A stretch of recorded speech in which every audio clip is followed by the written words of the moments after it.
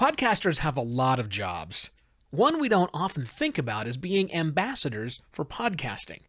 But it's an important job if we're to grow the entire podcasting pie.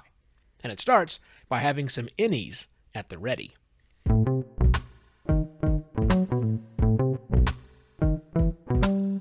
Hello and welcome to another Podcast Pontifications with me, Evo Terra. Way back in the summer of 2018, I introduced my audience, at the time, small that it was, to a concept called IHNI. No, not your belly button.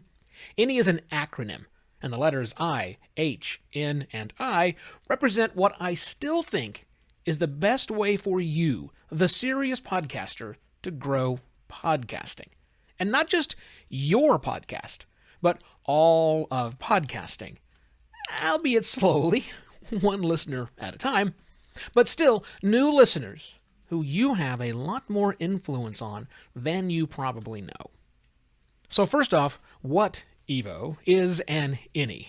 Well, an IHNI can refer to either a podcast, the entire show, or just a podcast episode.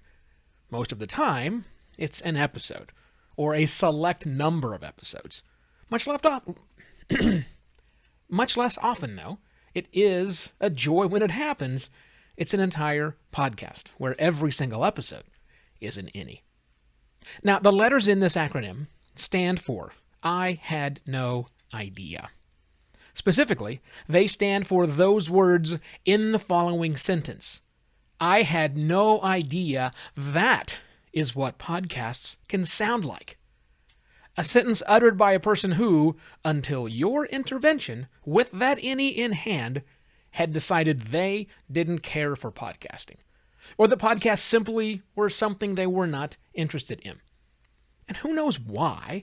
Perhaps they had a bad experience. I mean, that happens. 4 million podcasts exist, and Sturgeon's Law applies. Poor audio quality, jabbering hosts, uninspiring interviews, bad attempts at playing at radio. I mean, look, you have to admit that the unassisted podcast listening can be a lot like a carnival game. You're likely not going to get the big stuffed animal on your first try, if ever.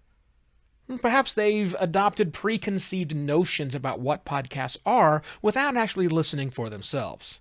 I mean, maybe they've got that annoying friend who just won't shut up about how much they love some celebrity host or a pundit.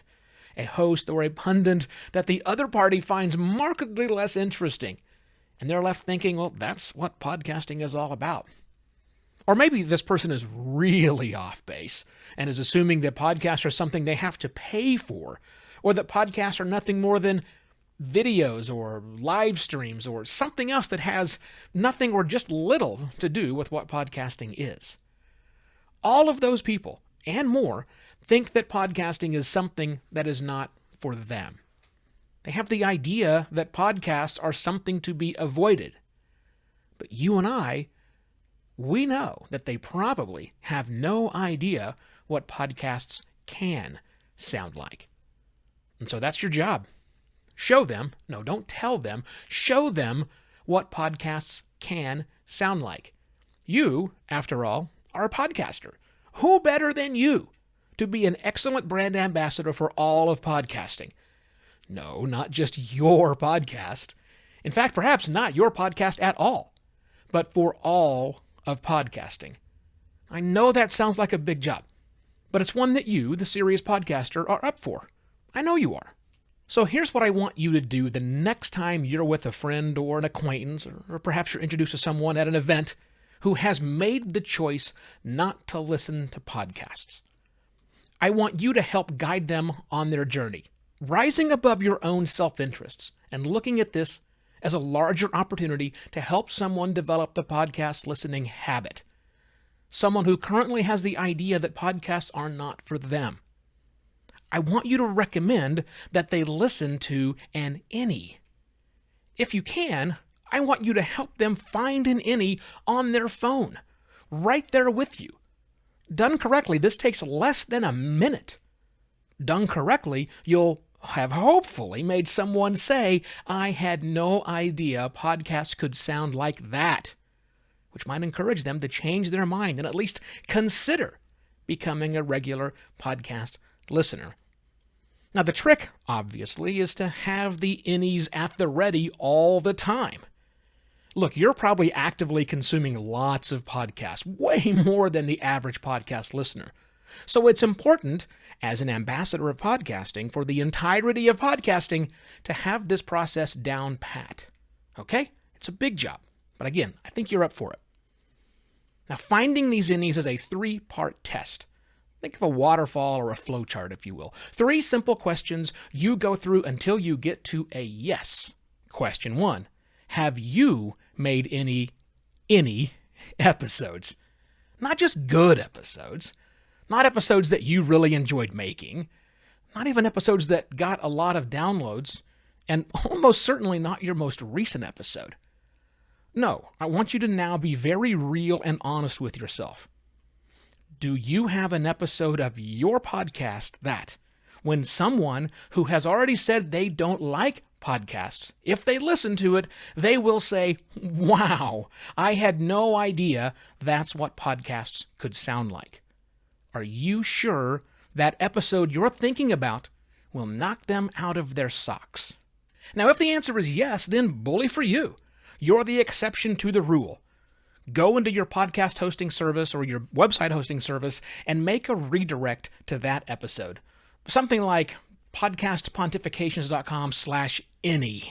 Something you can easily remember that you can tell someone to type into their phone and let them listen right there on your website.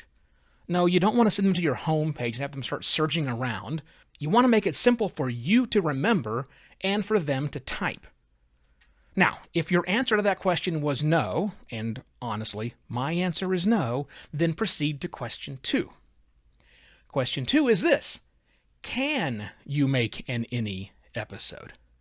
If you can, well, I'll ignore my first reaction of, then why haven't you done that until now? And I'll say, great, make that IHNI episode. I'd suggest, however, shopping it around to some people in your life who aren't afraid to burst your bubble. By the way, I'm at Evoterra on Twitter if you want an honest evaluation.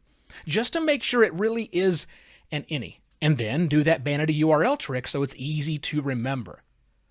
But if you can't, and I simply can't, not with podcast pontifications at least. I mean, if someone has decided they don't really care to listen to podcasts, how exactly is my content, my monologues on the future of podcasting or ways to make podcasting better, going to convince them? It's not. Yeah, I put a lot of time and effort into making sure my episodes sound great and are valuable resources, but any podcast about podcasting isn't going to cut it for these people.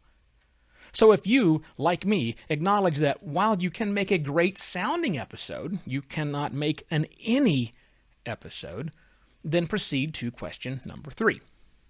The third and final question is this: do you know of any IHNI episodes? Your answer there has to be yes. If it's a no, then you need to start listening to more podcasts until you find yourself an IHNI episode. And when you find that episode, save it. Now, I use Spotify for this. That's because I'd never listened to podcasts through Spotify, although according to the creators report we just put out from Sounds Profitable, a surprising number of podcasters do. But almost everyone has Spotify on their phone. So I can ask them to pull up Spotify on their phone and then show them the shows or the episodes I've saved, either the entire podcast like 20,000 Hertz or some excellent episodes of Love and Radio, saved right in my Your Episodes folder on my phone.